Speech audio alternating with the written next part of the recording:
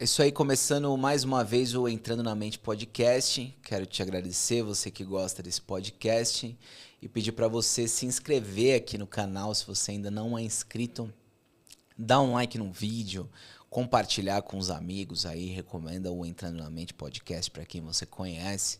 Se você está ouvindo nas plataformas de áudio, avalie aí também, dá uma boa avaliação, para que mais pessoas venham conhecer o nosso podcast, né?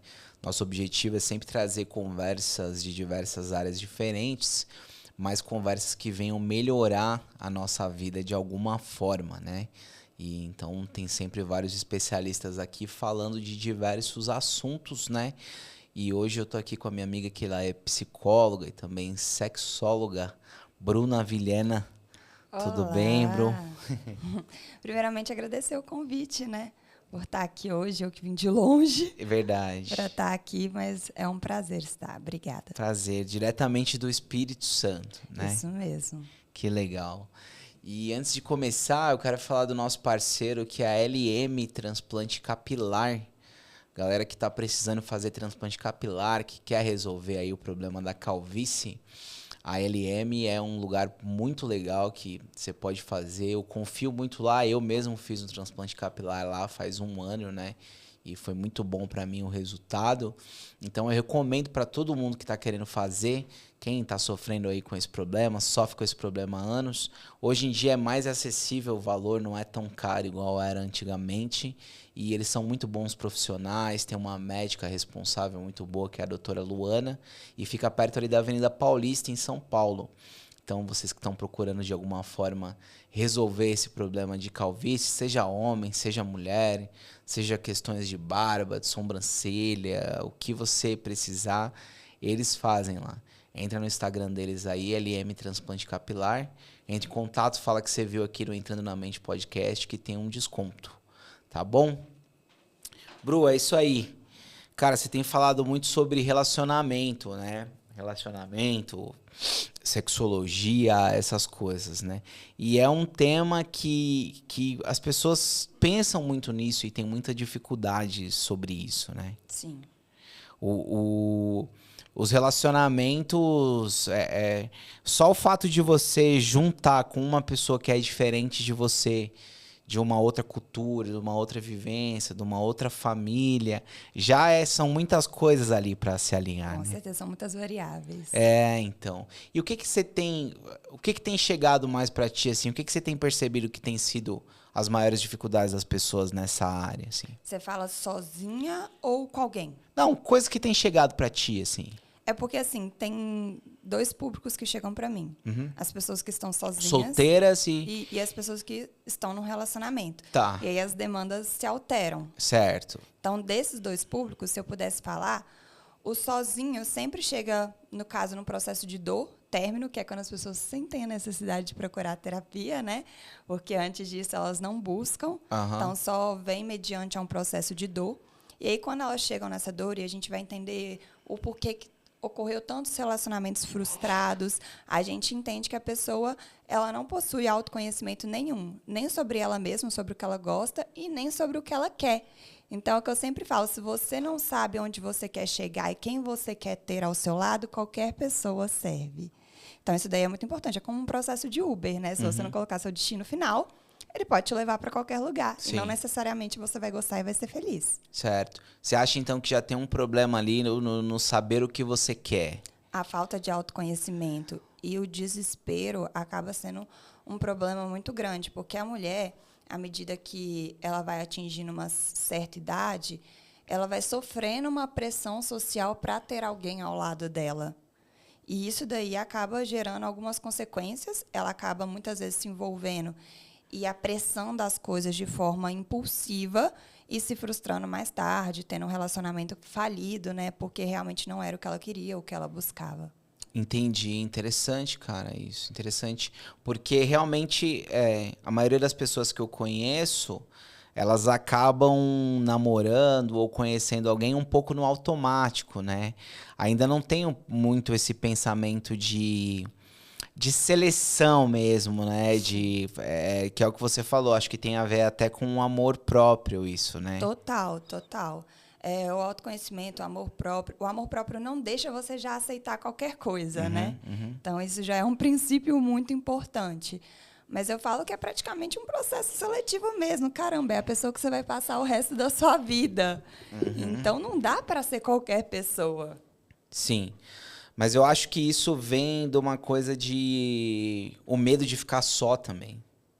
O medo de ficar só. Mas isso também diz sobre uma ferida que você tem e que também precisa ser trabalhada. Porque eu acho que poucas pessoas se enxergam nessa condição de escolher, entendeu? Acho que ela pensa assim, cara, eu preciso aceitar essa pessoa. Aí, às vezes, vai avançando a idade. Isso é muito comum com mulheres, né? É muito comum com mulheres. E acaba se permitindo ser escolhida ali, né? E aí, tipo assim, cara, eu já tô na idade de ter filho, né? Esses questionamentos meio que padrões, assim. E aí vai dar ruim, né? De alguma forma, né? E a própria família, amigos. Você já percebeu assim, é bem cultural, né? A tia sempre pergunta, e aí, os namoradinhos? Sim. É cultural até a pressão que a gente sofre. Então, a gente vê isso e, às vezes, a tia... Se você falar assim com a tia, esse tipo de comentário não me faz bem, a tia fica ofendida, porque a intenção dela na cabeça dela é boa. Mas, às vezes, o que é boa para ela não é boa para quem está recebendo, não é mesmo? Sim. Então, essa pressão acaba não sendo adequada. Esse projeto de vida, né, que já está estabelecido pela sociedade, né, que é, tipo, você trabalhar, namorar, casar, ter filho. E aí, qualquer coisa que fuja um pouco desse roteiro, a galera já... Você fica na mira do julgamento ali. Você já fica na mira do julgamento, né? Tipo, fazer uma faculdade, trabalhar, namorar, não ter que filho. seja um plano ruim, né? sabe? As pessoas precisam entender que cada um tem o seu tempo e o seu processo. Exato. Então, às vezes, a pessoa, por exemplo, começou uma faculdade mais tardia, imagina a pressão e o peso que isso vai ter para essa pessoa por não ter conseguido iniciar antes. E, às vezes, por várias circunstâncias, às vezes até uma questão financeira, por exemplo, que impediu essa pessoa de fazer aquilo e ela está sendo ali julgada e se sentindo pressionada. Isso daí não é saudável. A forma como a gente vive nessa pressão social acaba fazendo muito mal para o indivíduo. Sim. Se não souber filtrar e separar bem as coisas, a gente entra realmente nas medicações. Cara, a verdade é que os rótulos da sociedade, eles atrapalham a gente bastante, né? Atrapalha. Porque muitas vezes eles não consideram essas coisas, né? A dinâmica da vida daquele indivíduo, né? Isso que aí. teve as suas dificuldades, que muitas vezes... Às vezes a pessoa tem 30 anos e não conseguiu... se encontrar profissionalmente no sentido de o que eu gosto, o que eu quero fazer. E aí, por exemplo, ela acha que, caraca, agora já não dá mais. Sabe? Então, teve até um meme que ficou famoso de umas meninas que tiraram sarro de uma mulher que estava fazendo faculdade. Eu acho que a mulher, não sei, tinha 50 ou 60 anos de idade, alguma coisa assim. E as meninas fizeram um story com ela atrás, assim, tirando sarro dela. Tipo assim, olha lá, ela tá velha e tá fazendo faculdade. E essas meninas foram expulsas do curso da faculdade, depois da repercussão, né?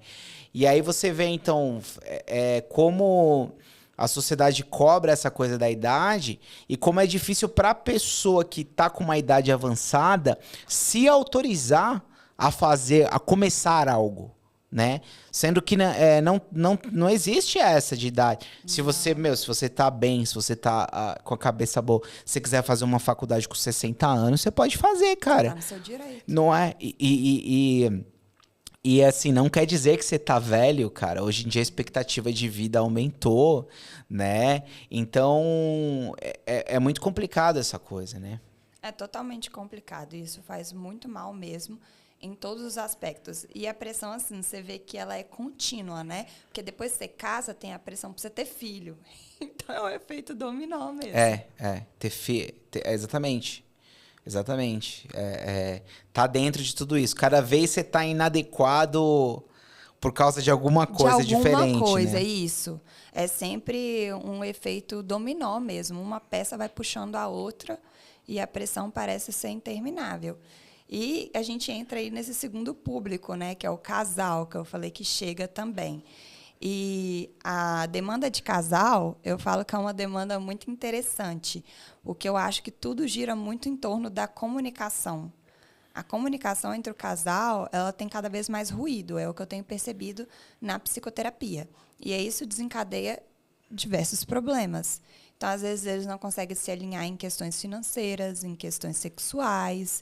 E isso tudo gera o término de um relacionamento, né? Quando não consegue se chegar a um denominador comum. Sim, sim. Você acha que a comunicação é o maior problema entre um casal? Acho. Estudos apontam que o principal motivo de divórcio hoje no Brasil, o número 1 é financeiro e o número 2 é sexual. Mas se eu pegar a base de ambos, é o ruído da comunicação, que eles não conseguem se alinhar nisso. Exatamente, exatamente. De falar a verdade, falar o que tá rolando, né? Se alinhar também sobre expectativas, Aham. propósitos, entendeu? Então, às vezes, um tá com uma expectativa... Às vezes, tem uma parte do casal que não tem esse desejo de guardar dinheiro, que quer viver gastando o que tem. E tem casal que tem isso. Então, imagina, um tá frustrado por não poder gastar e viver a plenitude ali do que ele deseja, enquanto o outro quer guardar o dinheiro. Então, isso gera um desalinhamento. Por isso que eu falo da importância de você selecionar, filtrar alguém que realmente esteja condizente com o que você quer para o seu propósito de vida, entendeu? Valores congruentes, para a gente não ter esse problema lá na frente. É o que acontece muito. Eu acho que a importância de se discutir essas coisas também no namoro, né? Ah, com Pra certeza. você entender, porque o namoro é pra conhecer a pra pessoa, conhecer. né? E eu acho que muitas vezes a pessoa vai pro casamento ainda conhecendo pouco sobre a pessoa, né? Claro que o ser humano, aquilo que você conhece é uma prévia, né? Quando você morar com ele, não sei o que lá, vai ser completamente diferente. Você vai conhecer várias outras coisas que não tinham sido reveladas, entre aspas. Mas agora, sim, algumas coisas que são pilares fundamentais pra você, é legal você tentar entender isso antes de casar, né? É legal. A gente não consegue, assim, como eu posso dizer, se blindar de todas as formas, porque o ser humano ele também se transforma ao longo da vida. Então, às vezes, o que parecia ser um valor inflexível se tornou flexível. Então, às vezes, o ser humano ele também muda. Então, você não consegue se blindar de todos os aspectos. Mas é o que você falou também. Se a gente não faz esse processo seletivo antes, fica ainda mais suscetível a uma incerteza. Então, o que você puder, dentro das condições que você tem, avaliar, entender o que você realmente quer, você, de uma forma, você diminui as probabilidades ali de dar errado. Sim. E vai se ajustando. Então, a causa número 1 de divórcio é financeira? É financeira. E aí você disse que a segunda é sexual, certo? Isso. O que seria esse problema sexual do casal? É a falta de compatibilidade ou é a ausência de sexo? Tipo, não tem sexo? É normalmente a ausência de sexo. Porque a compatibilidade, normalmente, muito pelo contrário. As pessoas casam até pela impulsividade ali de ter uma química maravilhosa e acha que isso daí vai ser a receita para um casamento feliz, né? Então, normalmente, você não vai se casar com alguém que você não tem química nenhuma. Então, a química, em algum momento, ela existiu. Ela esteve ali presente na relação. Só que, com a falta de comunicação, você vai gerando um abismo na relação. E esse abismo, por consequência, ele acaba trazendo problemas. Desde o financeiro até o sexual, em diversos aspectos. E aí vai se afastando cada vez mais. E o problema disso tudo, que eu falo sempre em terapia, quando eu entendo como é que é a vida de um casal, é que eu vejo que a vida hoje das pessoas não está uma rotina satisfatória.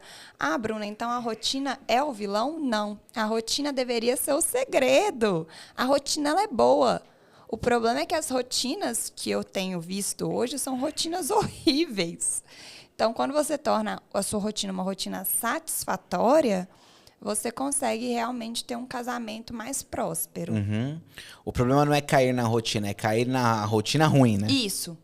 Não é Entendi. cair na rotina, é cair na rotina ruim. Se for uma rotina satisfatória, vai ser muito bom, inclusive, para estabelecimento de vínculo do casal. Porque rotina é sinal de que as coisas estão bem, né? Perfeito. Uhum. Você só tem uma rotina porque tá tudo bem, tá tudo rolando legal, né? É impossível não ter alguma rotina, né? E quando a pessoa vem nesse papel de querer quebrar a rotina o tempo inteiro, você condiciona o seu cérebro a sempre estar buscando adrenalina. Isso estabelece um vício inadequado. Então, isso acaba não sendo saudável. Sim. Para você estar feliz, você sempre tem que estar se aventurando em algo louco ou novo, colocando a sua relação em vulnerabilidade. Qual o sentido disso? Então, tá no imaginário popular já esse conceito de casou, tem menos sexo. E quando eu digo que tá no imaginário popular, é porque a gente vê muitas piadas sobre isso, né? O humor revela muito do imaginário popular, né? Então, tem sexo porque não é casado. Quando tiver, não vai ter mais. Nananã. E se isso for uma verdade, o que você entende que gera, então, esse afastamento ou talvez essa falta de desejo? O que acontece na tua experiência ouvindo as pessoas, né? O que acontece na prática que gera isso? Eu acho que na grande maioria dos casais, sim. né? Uhum. Se a gente pensar de forma racional e científica, tá? Quanto tempo dura mais ou menos um namoro que antecede um casamento? Uma média ali de uns 2 anos? É isso? 2 a 3 geralmente é anos isso? normalmente é assim. Algumas pessoas menos, outras pessoas Sim, mais. mas na média é isso. Mas uma média mais ou menos é isso. Uns 2 a 3 anos ali. Se a gente parar para pensar, é a fase da paixão. Uhum. Há uma média de 2 anos. Então, quando a gente está nessa fase, tem muitas substâncias, muitos hormônios sendo liberados para o nosso cérebro que deixam a gente com uma frequência sexual maior, um pique maior. Quando a gente entra na fase do amor, é a consolidação desse sentimento. Então, claramente vai ter uma queda desses hormônios, porque transitou na fase cerebral a paixão para o amor. Isso já acontece, é cientificamente explicado. Então, o que vai haver? Vai haver um linear ali de frequência sexual. Certo. O que não necessariamente é um problema. Porque se você tem ali uma frequência satisfatória e boa, qual o problema nisso, se tá bom para os dois? As pessoas que tendem a problematizar isso, porque elas não estão tendo uma vida satisfatória. Mas pelo que eu entendi, pelo que eu entendo do que dizem, não é esse o caso. Tem uma queda. Não, Tem uma uma queda queda. brusca, no caso. Tem uma queda. Tipo assim, tô falando dos que. Não dos que estão bem, dos que estão com problema. Tem uma queda, assim, de talvez, sei lá, uma vez no mês, uma vez a cada 3 meses. O que você acha que rola para rolar isso? É a comunicação, é a seleção que foi feita de forma inadequada. Os problemas sempre vêm antes. As pessoas, elas casam por impulso, elas se relacionam por impulso, e a consequência é exatamente isso. Vou te explicar de uma forma bem metafórica para você entender. Já aconteceu de você olhar na vitrine uma roupa que você falou assim, cara, muito legal essa roupa. Sim. E aí você comprou, chegou em casa e você falou assim, cara, não era isso, não era o que eu estava imaginando. Sim. Não vestiu tão legal assim. Muitas vezes as pessoas realizam esse mecanismo e acabam se frustrando mais tarde. É literalmente isso que acontece. Agora, a queda é normal? A queda é normal. Agora, quando vem uma coisa brusca e desproporcional, você pode investigar. Ou é um ruído muito grande na comunicação, ou a pessoa casou com uma expectativa e quando chegou lá na vivência, na convivência, viu que não era nada daquilo. Normalmente são essas duas alternativas aí, que vem agregada a diversos outros problemas que são subproduto de tudo isso. Você acha que esse papo de que a pessoa não se cuida mais, a pessoa que tem a ver com isso também? Eu acho que a questão de se cuidar também tem muito a ver com o estímulo que você está tendo. Por exemplo, a falta de autocuidado, de você ficar cada vez mais desprovida desse olhar para si mesmo, aponta alguns problemas. Isso, por exemplo, é uma característica de uma pessoa depressiva. Então, claro que está trazendo ali um indicativo, se não era um padrão da pessoa. Porque tem pessoa que não é muito vaidosa. Sim. Então, ela nunca vai ser aquela pessoa que você vai olhar e que você vai ver que ela é bem cuidada. Isso. Agora, também, se você sabe que a pessoa nunca teve esse padrão, casa e quer exigir, tá compatível? Sim. Não tá. Você já sabia que ela era assim. E você quer uma outra E pessoa. você quer uma outra pessoa. Então, você que criou essa expectativa. Então, tem uma coisa que, se a pessoa sempre foi vaidosa e está num casamento, está cada vez mais desleixada e coisas do tipo, observa que tem uma questão por trás disso que precisa ter um olhar mais sensível diante do contexto. Agora, se a pessoa sempre foi assim, você casou com a expectativa dela ficar arrumada, aí o erro é seu que criou essa expectativa. A expectativa de que alguém vai mudar é muito complicada, né? É muito complicada e é um outro problema que ocorre muito. As pessoas querem sempre modificar as outras. E as outras não se modificam pelo outro. Elas se modificam quando elas enxergam que existem benefício nessa mudança para ela mesma. Exato. E alguns problemas não mudam, né? Não mudam. Não adianta. Se a pessoa não quiser, não muda. Sim. Eu vejo um pouco de tudo isso aí, principalmente em relacionamentos que já tem muitos anos, assim, né? E aí tem essa coisa do casal meio que virar amigo, assim, entre aspas, né? E eu sempre me perguntei do que acontece para que haja meio que essa perca de atração, sabe? Um pelo outro, assim. Então, a perca de atração ela é resultante da falta de admiração. É uma matemática muito básica. Porque a atração ela está ligada a como você enxerga o outro, para ela se manter viva, aquele fogo. Então, no caso, se você olha para a pessoa que está do seu lado e se é um valor importante para você, por exemplo, né? Você é uma pessoa esforçada no seu trabalho, no seu profissional. Às vezes você também vai esperar isso do outro. E aí, quando o outro é um acomodado, não quer fazer nada da vida, não quer trabalhar, você fica olhando, você sustentando aquela pessoa sem ambição nenhuma. E aí você fala, caramba, não era isso que eu queria. E aí você vai perdendo o quê? A admiração.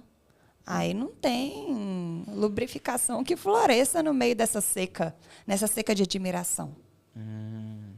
Entendi. Eu acho que talvez esse seja o grande ponto, viu? É um grande ponto. As pessoas perderem a admiração pela outra. E às vezes perde não só por uma questão profissional, mas pode perder também ao identificar valores que não são compatíveis com os seus. Por exemplo, às vezes você casa achando que a pessoa ela tem um perfil ambicioso. E à medida que você vai convivendo com ele, você vê comportamentos de ganância. Aí você fala, ops, eu não pisaria em outras pessoas para chegar onde eu quero chegar. Então aí você começa a olhar aquela pessoa com um outro olhar. Sim. E aquilo dali ele vai te entristecendo, né? Você vai ficando, perdendo ali o tesão, a admiração pelaquela pessoa. E aí vai acontecendo outras coisas na relação, onde a comunicação, como eu falei, com certeza vai haver ruído nela. Isso tudo vai te broxando. Você achava que ela tinha valores diferentes, né? Exatamente. Ou valores que se modificaram ao longo da convivência, como eu te falei, que também pode acontecer. Que loucura, né, cara? Bem interessante isso, porque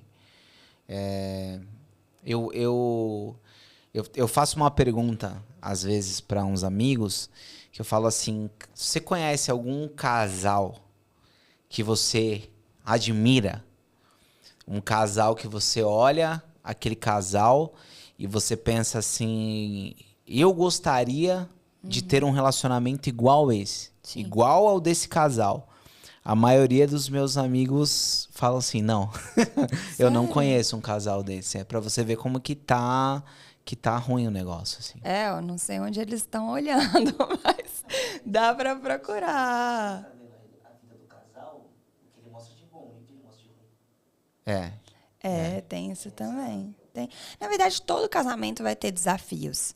O que você precisa identificar no casal que você vai admirar é se eles têm valores similares aos seus, para você poder olhar, enxergar e falar, caramba, eu me inspiro, eu acho legal a forma como eles conduzem. É difícil, eu sei, a gente avaliar isso numa rede social, mas a gente consegue ver algumas coisas que geram identificação. Mas eu não acho que é... Não tô falando de rede social. Não tô falando de rede social. Você está falando de pessoas normal. próximas. A maioria dos casais estão em crise. Ah, não. Eu conheço casais que eu admiro que são da minha convivência. Sim. Mas você não acha que a maioria dos casais estão em crise? Não. Você não acha isso de um panorama geral, assim? Não. Você acha que tem mais casais que estão bem do que estão mal? Não. Eu acho que tem casais que estão mal. E uma grande quantidade. Eu acho que mais estão mal. Não consigo colocar isso de forma quantitativa. A gente não tem nenhum estudo recente Sim. sobre isso, né? E claro que o que vai chegar no meu consultório Sim, é mal. sim, Você concorda comigo? sim, Ninguém vai na terapia falando assim, nossa, estou na plenitude do meu casamento. sim. Mas engraçado, no meio em que eu estou inserida, talvez pelo que eu busque, eu convivo com mais casais fora da crise do que dentro da crise. Entendi. Entendeu? Entendi. Tá, por isso que eu te falei, às vezes é o ciclo que eu busquei estar inserida. Sim. Não, entendi. Porque assim, quando a gente fala assim, sempre é num panorama geral, né? Nunca é do nosso contexto, entendeu? Sim.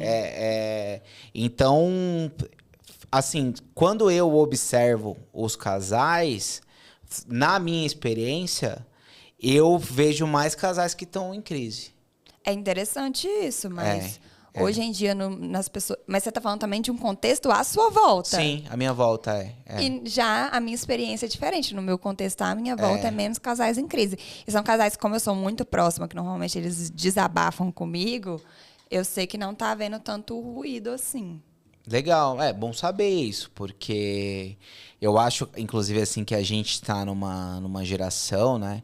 Segundo os pensadores tipo Bauman, uma galera que tem refletido o modo de pensar da nossa geração, que é uma geração que tem desacreditado do casamento. A gente vive hoje numa sociedade de amor líquido, né? Exato. Bauman fala exatamente isso. Sim. Então, realmente, mas isso também, se a gente pegar, é uma geração Z, que vem isso extremamente forte. Porque é uma geração muito imediatista, onde as coisas perdem valor muito rápido. Sim. Você vai ver que o iPhone 15, daqui a uns meses, já não vai ter mais o mesmo valor para esses jovens. Enquanto a nossa geração é uma geração que tem o comportamento de ficar mais tempo com o celular. Sim. De não trocar numa rapidez igual eles trocam. Sim. Então, por isso que Bauman traz essa questão do amor cada vez mais líquido. Porque as gerações, eles têm vindo com esse comportamento, né, do imediatismo.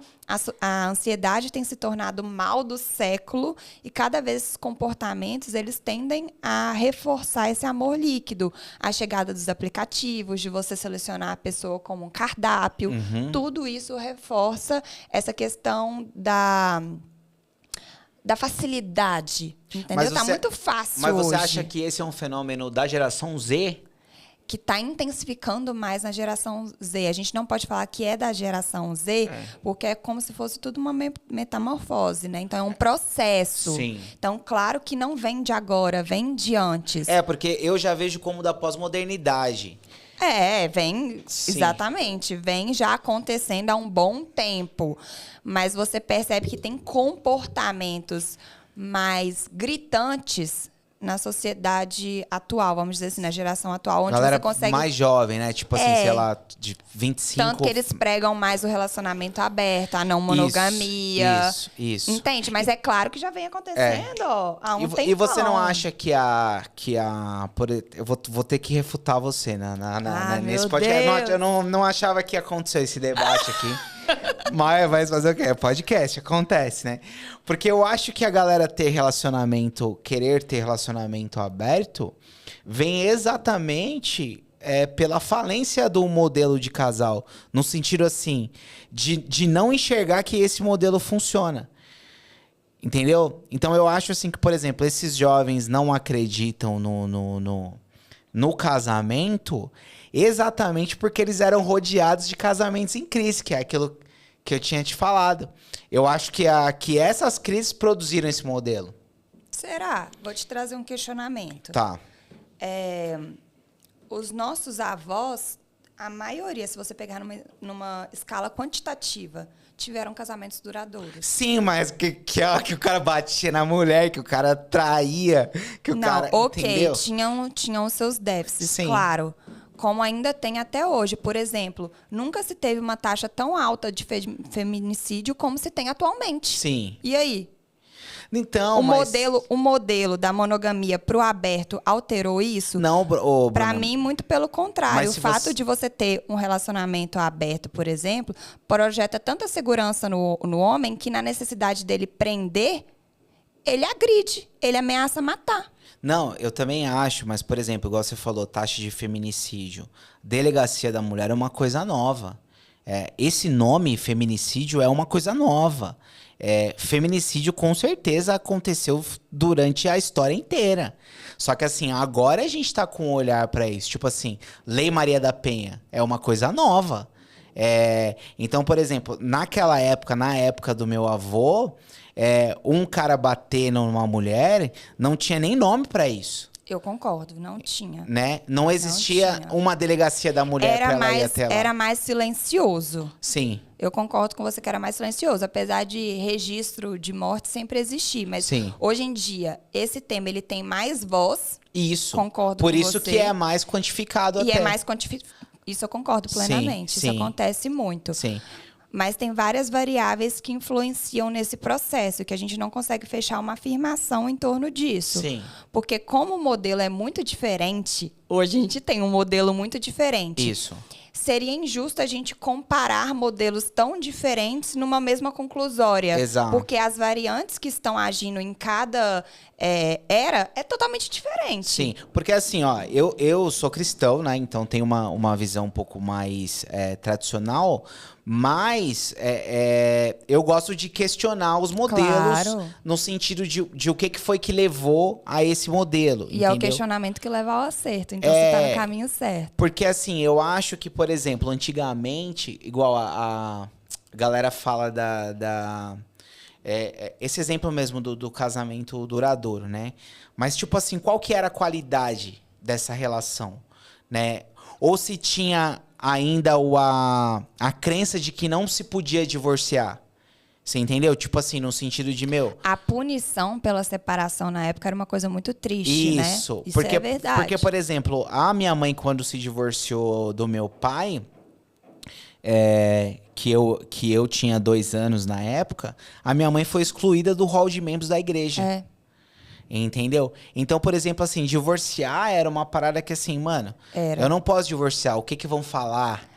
O que vão falar de mim, né? Só que na contramão da coisa também, é tipo assim, um extremo pulou pro outro. Agora qualquer coisa divorcia, né? Mas é porque realmente, se a gente pegar, a gente tem algo muito conservador antes e algo muito liberal agora. Isso. Por isso que eu falei, são dois extremos. Mas são dois extremos que batem numa problemática similar. Antes, por exemplo, na época dos nossos avós, o casamento era arranjado. Isso. Então, no caso, não tinha conferência de valores, não tinha nada disso também. E hoje a gente vive esse mesmo estímulo de problemática, só que regida pelo imediatismo.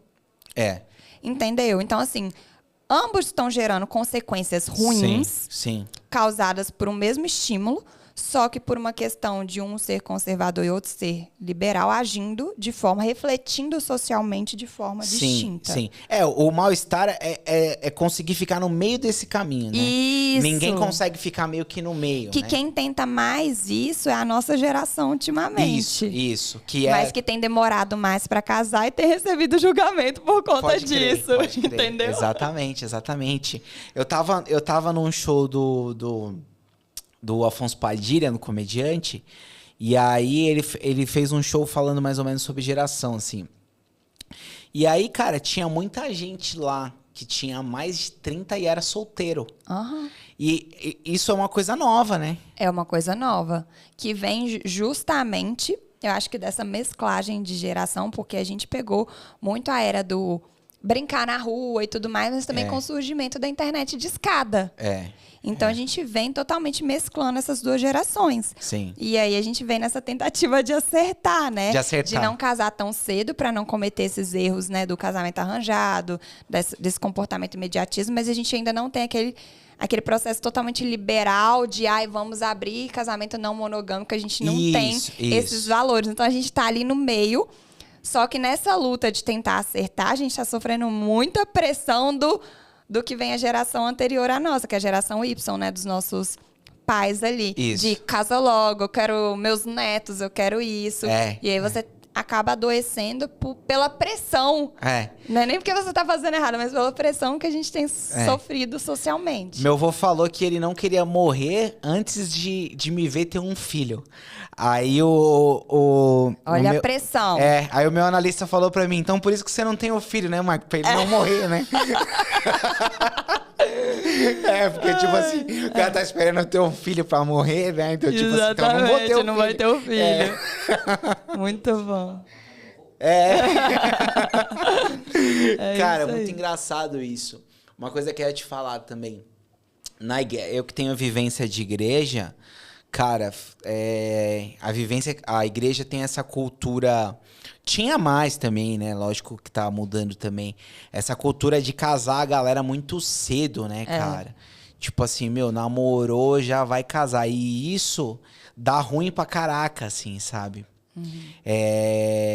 Porque muitas vezes são pessoas que casam sem mesmo ter amadurecido, né? Sim. Sem se conhecer, né? Tipo isso, a né? formação de todas as emoções, de tudo no nosso cérebro, ele forma até os 25 anos. Então pensa, você tá casando antes, você nem tá com tudo formado.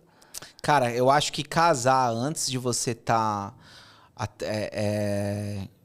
consciente um pouco de quem você é, de se conhecer, é uma coisa muito complicada, né, cara? Com certeza.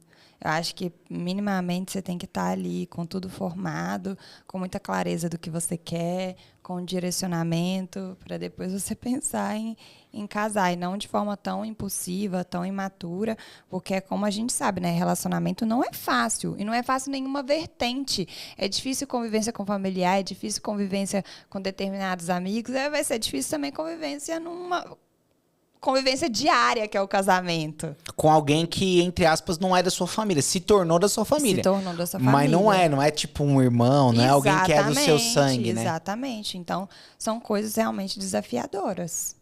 Muito desafiador, cara, com certeza. E é legal pensar em tudo isso, né? Porque você tem que entender também o que é o dia a dia ali, né? O que é uma relação mesmo, né? Porque ela vai ter... Eu acho que é o que você falou, a coisa da expectativa, né? A galera vai com uma expectativa muito alta e aí se depara com a realidade, né? Tipo a psicanálise fala, né? O princípio do prazer e o princípio da realidade. Sim. E aí, cara, quando a realidade vem... Que é... O tombo vem junto. O tombo vem junto, que é tipo a galera brinca, assim, a pessoa acordando todos os dias lá, a pessoa... Você tem que estar preparado pra isso, né? Tem que estar, e é uma construção diária. E é como eu te falei, casamento não é certo. Eu acho que um dos maiores erros sociais hoje em relação ao casamento é as pessoas associarem casamento com felicidade. Casamento é doação, é sacrifício, é construção, é diário isso. Quando você vai numa expectativa de uma felicidade, de uma plenitude, você entra num limbo de frustração, porque vai ter muito mais desafios, como você mesmo falou, é alguém que não é da sua família, que vem de valores assim, que por mais que você tenha selecionado valores similares, né, não foi criado pelo seu pai e pela sua mãe. Então, vai ter sim suas diferenças e vocês vão ter que se ajustar nessa convivência. Como é que isso vai ser fácil, gente? Como é que isso vai ser a plenitude da felicidade? Você tá fazendo dar certo um modelo bem complicado de relação, né? Que é pegar uma pessoa de uma outra cultura e falar, a gente vai produzir aqui meio que uma terceira cultura, juntando os nossos valores. Tem que estar muito afim. Tem que estar muito afim, tem que ter muita certeza da sua decisão. Casamento não é brincadeira. Não é brincadeira. Não. E hoje em dia a galera tá levando um pouco como brincadeira, assim, né, cara? Eu acho que vai ser cada vez mais comum, assim, a pessoa que tá no quarto, quinto casamento. Sabe? E hoje, cada vez mais fácil, assim, cada dia tá mais fácil você casar e divorciar, né? Não, então, tá mais normal também. Tá. Porque já não tem mais essa pressão, né? De tipo assim, divorciou, nananã. Apesar de ainda ter algumas implicações legais que são bem complicadinhas, assim, no caso de dividir os bens, umas paradas assim tipo. Eu acho que a galera às vezes segura muito também no sentido de, eu já comprei uma casa, eu já comprei um carro. Às vezes fica mais com a pessoa por causa dos bens do que por causa da pessoa mesmo, sabe? Até conhecer alguém de novo. E aí fica esse tipo de relação que não é por causa do outro. É mais ou menos por causa daquela instituição casamento né, que você criou e um monte de bem que tá em jogo. Às vezes tem filho em jogo, né? Sim, sim. Eu conheço casais que permanecem juntos para não ter que dividir herança. Então. Tem sim. Tem de tudo, né? Então, assim, isso é uma coisa que acontece bastante. Mas as pessoas, você pode observar, elas não fazem isso só no casamento. Elas fazem isso em tudo. Quantas pessoas eu já virem? Eu já acabei vendo que permaneceu numa faculdade não gostando porque já estava no 4º, 5º período. Sim. É a mesma coisa. Uma ideia de um compromisso, assim, com o que você se propôs a fazer, né? Não necessariamente e que não faz mais sentido, né? Sei lá. Mas é pior, é não necessariamente a fazer por você. Fazer por alguém, Normalmente né? é fazer por alguém. É. Porque às vezes a pessoa... Um exemplo, né? O que era muito comum antes? O que eram as profissões que mais prestavam? Assim, que eram mais bem vistas? Advogado, engenheiro, médico. Acabou. É. Você falou as 3 primeiras isso. que veio na cabeça, era isso. Todas as vezes que você fugia isso, qual que era a crença que era instalada em você? A família já ficava triste já. Que não era bom, que não era legal, que você ia ser ruim financeiramente. Eram crenças que instalavam em você. Então, a maioria ia só para essas 3 opções. E aí, às vezes, entrava numa faculdade de Direito e falava, caramba, não gostei de nada disso. Mas como é que eu vou lá e falo pro meu pai que eu não quero? Que eu vou abrir mão disso?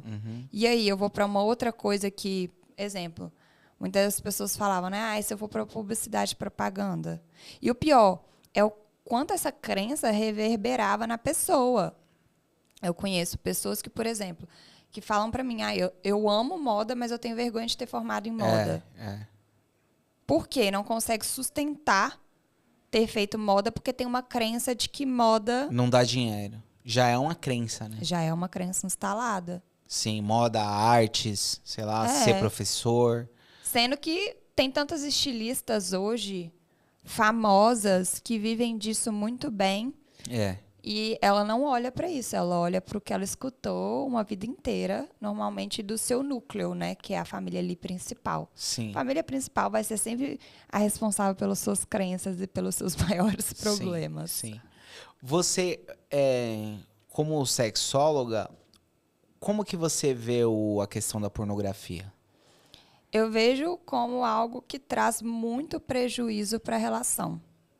Eu sempre falo que quem vê muita pornografia está literalmente tentando receber estímulos cerebrais positivos, né, para fugir, para se esquivar de determinadas questões emocionais que ele não está sabendo lidar. E ali ele recebe um reforço positivo, que é a adrenalina, né, de toda aquela performance e tudo mais.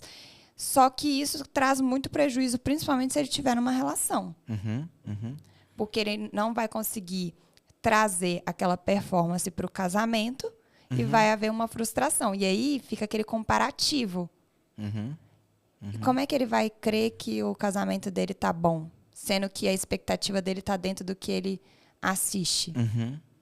Não tem como. Sim, sim. Você nunca vai conseguir performar igual um filme pornô, gente. Aquilo dali tá totalmente acima e fora do que é entregue numa vida a 2. Sim, o ator tomou remédio, a outra pessoa não sei o que lá, tem uma luz, eles param, depois continuam, pra tudo aquilo parecer que foi uma coisa só, né? Tipo assim, exatamente. que foi daquele jeito, né? Mas longe de ser, gente, longe de ser. Cara, eu acho que esse ideal de comparação é complicado, né? E quanto mais a pessoa consome, mais aquilo ali vai entrar como verdade na cabeça dela. Né? E mais vai condicionar ela a uma adrenalina do qual ela não vai conseguir ter numa relação comum a 2. Sim. eu acho que deve ter gente até que sente mais prazer na pornografia, né? Sim. Sim.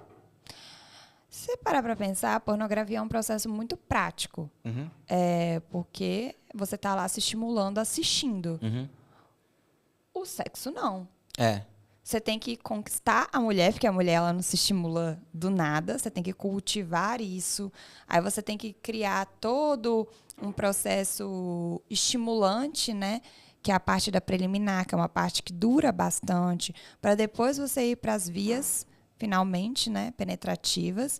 Então, se você parar para pensar, é todo um trabalho que a pornografia ela te entrega de uma forma muito prática. Você sentou, assistiu ali, tá no banheiro, assistiu ali. É. A facilidade. Fora que a pornografia, quem tá no controle é você, né?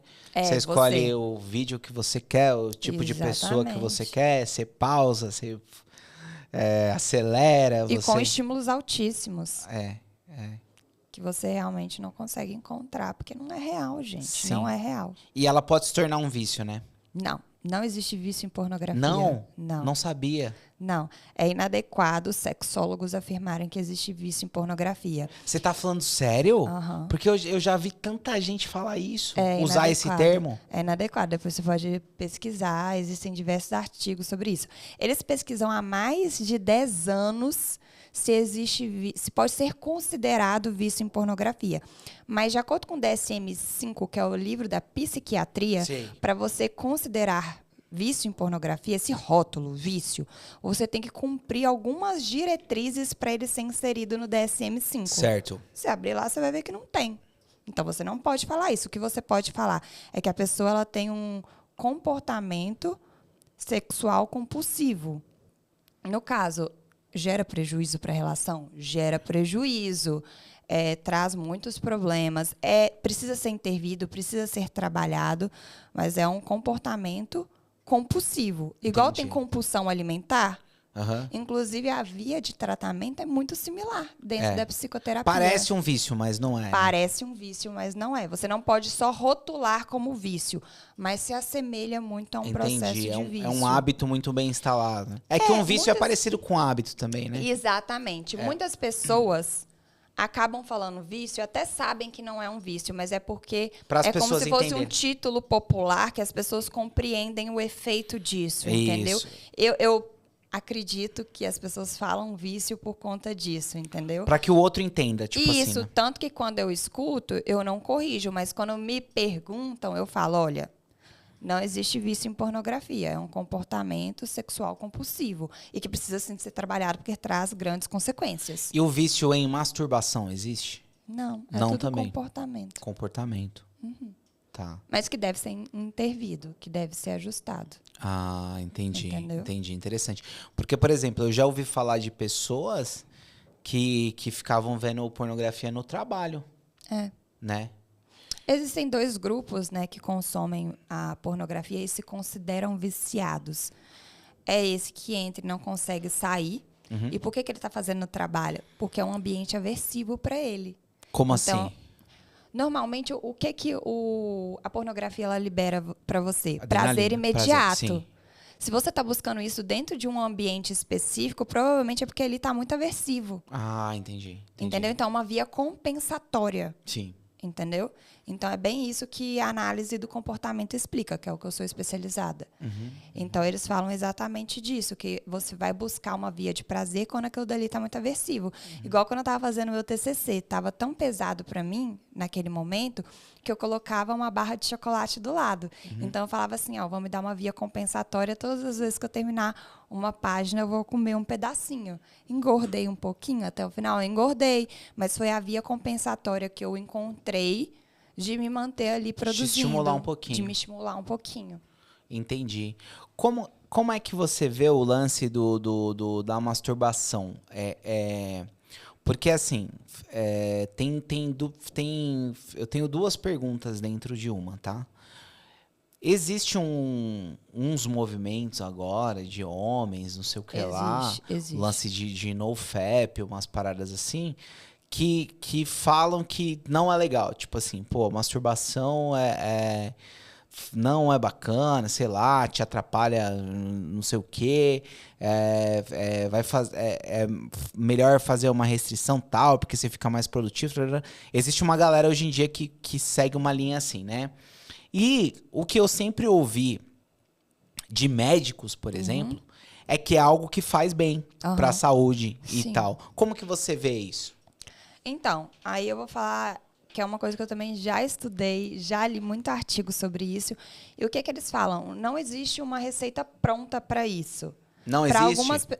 para algumas pessoas vai ser legal, super legal, se masturbar até antes do sexo, vai se sentir mais seguro, vai achar que vai render melhor. E a mente tem um poder muito grande sobre o que você também acredita. E vai ter pessoas que vai falar que não, porque eles gostam da expectativa, daquela coisa de você viver a curiosidade, a adrenalina, segurar o tesão para aquele momento. Então, assim, não adianta a pessoa falar, isso funciona para todo mundo. Não, o ser humano não é receita de bolo. Quem dera se fosse assim. Não é assim que funciona. Então, para algumas pessoas, se masturbar vai fazer muito bem. E para outras, não tanto. Entendeu? Então, isso não é uma regra. Não existe essa regra. Então, por exemplo, o sujeito não tem problemas de não fazer. Nunca. Não. Não vai acarretar nenhum problema pra ele, fisiológico, alguma coisa Se assim. ele tiver uma vida sexual ali sendo exercida, não. Entendi. Porque assim, por exemplo, como é que você vê a questão, vamos supor, religiosa nesse sentido, né? Porque assim, pra conversar disso, a gente tem que tirar um pouco a questão dos valores morais, Dos né? dogmas. Dos dogmas. Por exemplo, muitas religiões pregam essa abstinência e tal. Sim. Você acha que isso pode gerar consequências fisiológicas ruins para a pessoa? Não, se ele tiver um casamento ali que ele só quer fazer com a esposa. E se ele não faz? Nunca. Acaba sendo involuntário. Não sei se você já escutou relatos de amigos seus que quando fica muito tempo sem, pode acontecer de ter um sonho e ejacular durante... Entendi. O corpo vai dar conta do processo. O corpo vai dar conta do processo. E talvez seja melhor para essa pessoa, porque não vai gerar um sentimento de culpa em relação às crenças que ele tem. Então, Entendi. assim, eu falo que cada um vai seguir o que é confortável para você. É muito chato essa questão da ditadura, entendeu? Então, se por questões religiosas ele entende que ele não vai se sentir bem fazendo isso e tudo mais, o corpo vai reagir ali de acordo com a necessidade. Ele, pelo menos, não vai sofrer ali um processo de culpa e tudo mais. Porque também não adianta mandar o cara para terapia para eu falar os benefícios de uma masturbação, porque não vai adiantar nada. Eu só vou machucar ainda mais ele com aquela coisa de que você tem que fazer. Então, não. Faz se quiser. Ninguém vai morrer por conta disso, não. Entendi. Você não acha que existem malefícios em não fazer? Não vai ter malefício, porque o seu corpo vai reagir. Entendi. O corpo do homem reage. Entendi. Porque, por exemplo, essa galera que eu ouvia falar... É uma necessidade fisiológica do indivíduo. Incentivando muito, assim, eles diziam até que, por exemplo, que no homem tinha estudos que comprovava que essa estimulação reduzia um pouco a chance de câncer de próstata, umas coisas assim. Foi o que eu te falei, tem seus benefícios. Claro que tem. Entendeu? Você melhora seu humor, por exemplo. Não vou falar que não tem benefícios em não se masturbar. Tem benefícios em se masturbar, claro que tem. Mas o que eu estou querendo dizer é que não... Isso não é uma regra, não é obrigatório. Não vai ser uma obrigação, ou uma regra, uma questão do tipo. Mas claro que tem seus benefícios, sim, muitos. O sexo tem seus benefícios, porque quando você faz tudo isso, você está liberando substâncias para o seu cérebro. Então, vai ter, sim. Sim, entendi. Então, você não enxerga como um problema essa abstinência, por exemplo, sexual da religião, sei lá. Não, se a pessoa não tiver em conflito com isso, se ela tiver conseguido lidar bem com isso, não vai ser um problema. Vai ser um problema a partir do momento que a pessoa enxergar isso como um problema. As pessoas precisam entender isso de uma vez por todas. Só vira uma problemática quando aquilo acarreta prejuízos para você. Se ele não está identificando isso como um prejuízo, isso não vai ser uma problemática para ele. Por que as pessoas estão querendo problematizar isso? A gente que torna o processo pesado. Assim, a minha experiência, pelo menos, de vivência com a igreja, com teologia, essas coisas, o que eu percebo é que é um problema, assim, pra muita gente. No sentido de... Conflito. Muita gente tá em conflito com Muita isso. gente, muita gente. Isso eu concordo com Né? você, muita gente. Aí, beleza, foi o que eu te falei. Se não estiver trazendo prejuízos e conflitos para essa pessoa, deixa ela seguir como ela quer. Sim. Agora, a partir do momento que isso traz conflito, traz prejuízo, aí precisa ser intervido e trabalhado. Aí eu concordo com você. Em terapia, alguma Em coisa assim, né? terapia. Legal, legal. Mas realmente, se uma coisa não tá te fazendo mal, você não vai nem procurar tratar aquilo ou É. fazer alguma coisa em relação É. àquilo. É. E tem pessoas que vivem bem com isso. Eu conheço casais que realmente, para eles, a masturbação individual não é uma coisa que eles querem aderir para a relação deles e eles vivem bem assim. E tem casais que sentem a necessidade de ter essa particularidade. E vivem bem assim também, tá vendo? Funcionou de ambas as formas. Sim, sim. Ok, esse casal que eles não querem aderir a isso é por uma questão religiosa mesmo, tá? E tem casais que aderem a isso por uma questão de autoconhecimento. E aí, tá vendo? São valores diferentes que geram comportamentos diferentes. Mas se ambos estão alinhados nisso, se ambos concordaram com isso, beleza. Interessante. Tem que entender cada um o que funciona pra si, Exatamente. né? O indivíduo, ele é isso. Ele é a sua individualidade. Sim, Não sim. adianta a gente querer aplicar a receita de bolo porque não dá certo. E causa ainda uma pressão no indivíduo, né? Essa temática eu acho que, por exemplo, ela é mais, talvez um questionamento mais do solteiro, no caso, né? Do que do casal até. Porque o casal, beleza, eu entendo que tem essa crise em relação a isso, né? Mas o casal tem essa possibilidade de ter o outro ali, né? De ter a relação, né? E aí, por exemplo, o solteiro que ainda é religioso, no caso, eu acho que isso é uma... Deve ser mais conflituoso. uma crise, tipo, por exemplo, dos adolescentes, né? Com Umas certeza coisas é mais assim. conflituoso. Mas como eu falei, o corpo ele vai reagir porque é uma necessidade fisiológica. Sim, Então, assim, ele não vai ter como fugir muito disso, não. Mas ele deixando o corpo dele reagir, talvez ele não precise lidar com o sentimento de culpa de ter Sim. que se tocar. sim. Entendeu? Sim. E aí também, se não é uma necessidade para ele mudar esse padrão, ninguém pode obrigar ele a isso. Sim, sim.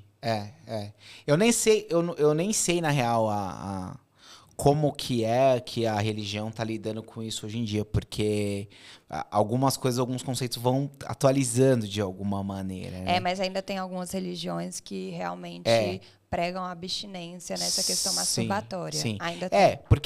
Porque assim, no meu ponto de vista, eu estudei teologia também, né? E aí eu vou falar um negócio que é meio polêmico aqui, tá? No meu ponto de vista, eu nunca consegui achar um texto bíblico que fala sobre esse assunto. E, por exemplo, eu entendo que quando fazem a proibição, sei lá, para o solteiro, alguma coisa assim, falam mais numa questão dogmática da instituição do que do texto bíblico em si. Só que eu entendo que tem uma problemática envolvida aí, que é, por exemplo, que geralmente a masturbação está associada à pornografia.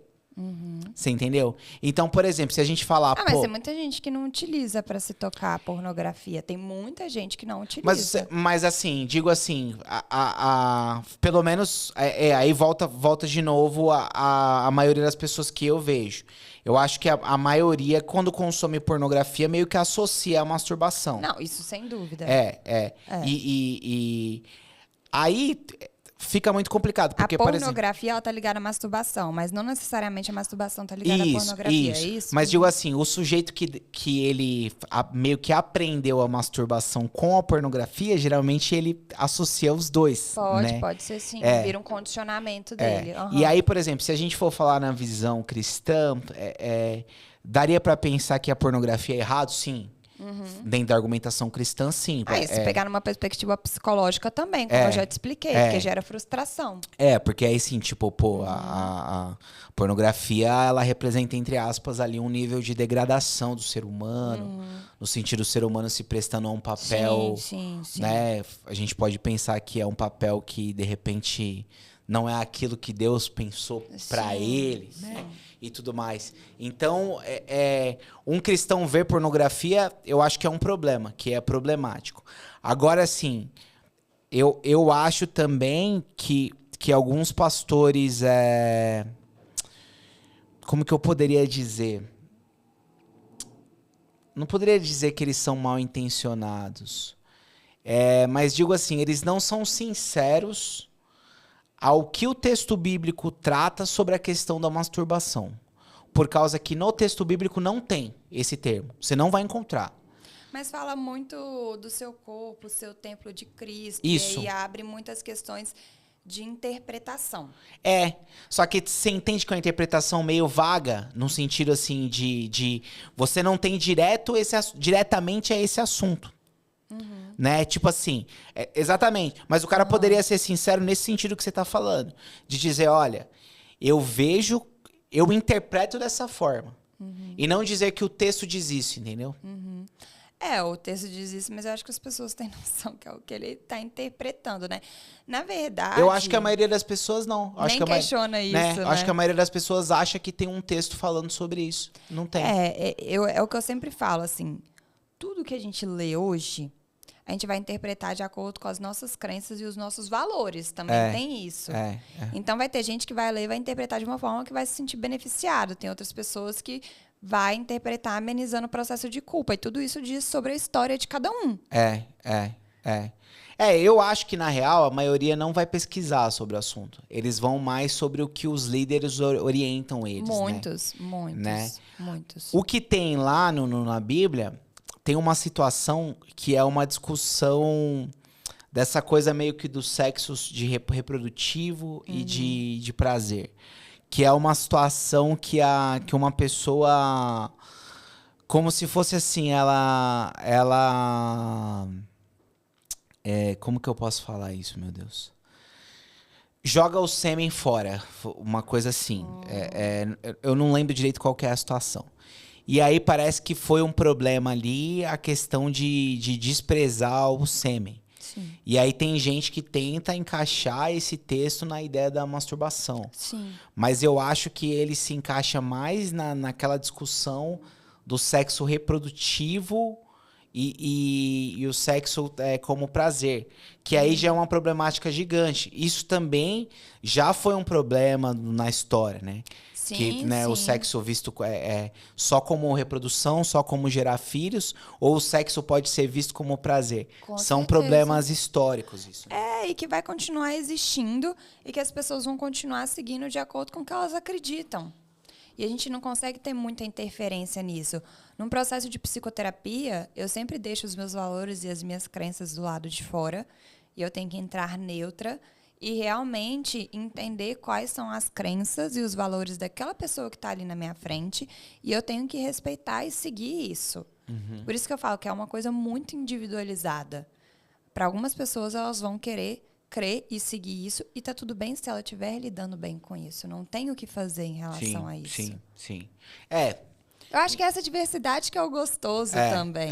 Em resumo, cada um precisa entender o que é funciona para ti, si. né? Isso. Eu acho que é exatamente isso. Não é ir no que o outro acha, o que o outro... O que te faz bem? O que você consegue bancar e lidar? Sim. É isso. Sim. Se as pessoas entendessem e respeitassem isso, o mundo já seria melhor. E se aquilo é um conflito de alguma forma para você, você procurar ajuda, né? Exatamente. Legal. Pô, muito bom. A gente tá chegando no final e falei bastante hoje também, né? Eu nunca expus essa discussão aqui, mas já conversei muito sobre ela, né?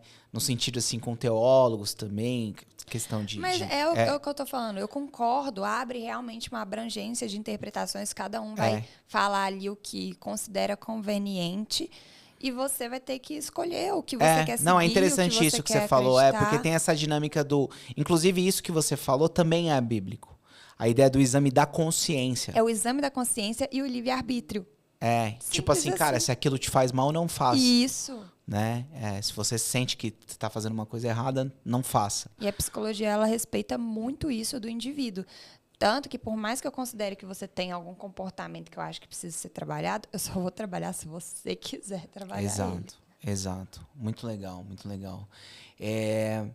Você tem dado acompanhamento, mentoria e várias coisas assim, né? Eu queria que você Sim. falasse também um pouco desse trabalho pra galera que quiser, de repente, te procurar e tal. Claro, claro. Tem as terapias individuais, né, que é psicoterapia geral. E aí eu não falo só numa vertente de relacionamento. Tem gente que me procura para ansiedade. Sim. Eu tô com ansiedade e não consigo engravidar. Tem também. Sim. Tem de Né? tudo. Então, às vezes a pessoa ela quer regular Apesar de várias partes da vida dela. especialista sexóloga, você é uma psicóloga. Eu sou uma pô. Sim, psicóloga, sim. exatamente. E então é um serviço que eu ofereço desde sempre, porque eu falo que é uma das coisas que eu mais gosto de fazer, né? Que é atender esse público mesmo. E engraçado, né? Eu fui me especializando cada vez mais em relacionamento amoroso quando eu comecei a atender a terapia de casal. Só que aí começou a vir muita gente de término de relacionamento. Que eu falo que eu. Inclusive, em breve vai sair um produto exatamente sobre isso. Sobre superar término? É SOS pós-término, que é realmente um produto desenvolvido por mim dentro da minha metodologia, dentro do que eu sou especializada, que é a análise do comportamento humano. Legal. Então, lá eu crio realmente um passo a passo que ameniza o seu processo de sofrimento. Porque quando a pessoa ela sai muito ruim. Mas a gente entende que o processo de luto é um processo de tempo. Então, a gente não pode prometer uma cura, sendo que cada indivíduo tem a sua individualidade num processo de elaboração emocional. Então, quem está vendendo isso na internet é fajuta. Ninguém Sim. pode prometer isso para você. Sim. Mas tem um passo a passo que ameniza a sua dor, que a gente já sabe que são coisas necessárias de se fazer num processo de pós-término para que você consiga ter um conforto emocional até que você elabore tudo que você está passando. Sim, sim. Legal, legal. Essa coisa da dependência emocional tá muito em alta Tá também, muito né? em alta. Então, eu já tenho produzido alguns produtos digitais em torno disso. Teve um que eu lancei no Dia dos Namorados, mas eu deixei aberto por um mês, fechei. Então, já tem outros em andamentos por aí. Então, produto digital é uma coisa que eu também sempre faço. Terapia de casal, palestras. Que Eu legal. também estou fazendo bastante. Estava em Campinas realizando uma. Então, sempre é um bate-papo entre mulheres. Eu sempre vou lá em torno disso. Para empresas também que gostam de mostrar o quanto a sexualidade e a questão do sexo ela influencia na produtividade hoje dentro das empresas. Então, as empresas elas têm buscado cada vez mais isso.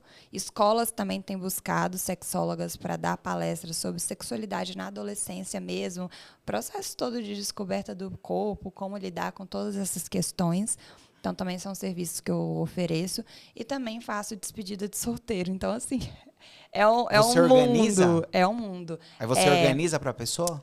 Não, no caso, eu vou para dar dicas para a primeira noite e normalmente eu faço uma gincana. Ah, tá. Uma gincana com brincadeiras personalizadas também. O que eu faço? Eu aplico um questionário comportamental na noivinha, ou se for surpresa, na melhor amiga da noivinha, para entender qual que é o perfil comportamental dela. Aí eu produzo brincadeiras personalizadas, que não tem no Google, para ser o meu diferencial. Então, eu monto brincadeiras personalizadas, porque tem noivinha, por exemplo, que é virgem. Não dá para eu abordar determinadas coisas. Eu tenho que ajustar de acordo com o que ela precisa. Entendeu? E aí eu monto isso, levo para aprovação as brincadeiras, elas aprovam e aí eu vou e executo no dia, entendeu? Ah, que legal, cara. Então tem todo um preparatório em torno disso. Não é uma simples despedida de solteira, onde eu pego as brincadeiras são presentes no Google e eu vou dar dicas para a primeira noite. Não.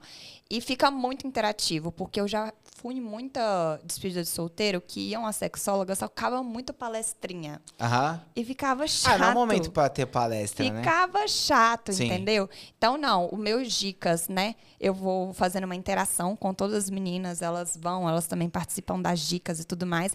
E depois eu faço uma gincana de forma competitiva ali para gerar uma interação. Então, assim, o feedback é sempre muito bom, as meninas gostam muito. Então, é uma coisa que eu faço bastante também, principalmente lá em Vitória. Quando me chamam, né, pra cá, eu também venho. Mas aí o valor fica um pouco mais alto por causa do deslocamento, Passagem, né? tudo, hotel, sim. Mas tirando isso, em Vitória, muita gente busca. Que legal, legal. Bom, pessoal, então procura a Bruna aí, segue a Bruna nas redes sociais. Bru Vilhena, né? É @VilhenaBru. Vilhena Bru. É ao contrário. E galera que tiver interesse, né, terapia de casal, terapia mesmo, ou problemas de relacionamento e várias outras coisas, tem aí o Interesses Instagram em palestras dela. também. É, então, palestras, tudo isso daí que ela falou, procura ela aí. E, Bruna, para encerrar, tem a nossa pergunta padrão aqui do podcast, que é a seguinte. Se você pudesse voltar no tempo e dar um conselho para você mesma, que conselho que você se daria? Eu acho que o conselho que eu me daria é que o segredo está em como você enxerga o processo. Porque a forma como você vai enxergar tudo que você vai passar na sua vida vai ser determinante para a sua vida ser mais leve ou mais pesada. Se você enxerga o processo de forma leve, a resultante vai ser uma consequência. Sim. Pô, que legal, cara. Muito bacana isso, muito bacana. Eu também acho. Você tem que arrumar um jeito de enxergar o processo de outra forma, né? Porque normalmente as pessoas elas sempre se lamentam e enxergam o processo como uma coisa muito pesada e se frustram muito pela demora da resultante. Então, olha como é que a vida ela fica pesada e ruim quando você faz dessa forma. Se você entende que você está aprendendo com o processo, que isso está te preparando para a resultante, que ela já está ali te esperando, o processo ele fica mais leve e a sua vida ela não se torna tão pesada. Você tem que arrumar um jeito de curtir o processo, De né? curtir o processo. Quando você curte o processo, a resultante ela chega até mais rápido. Que legal.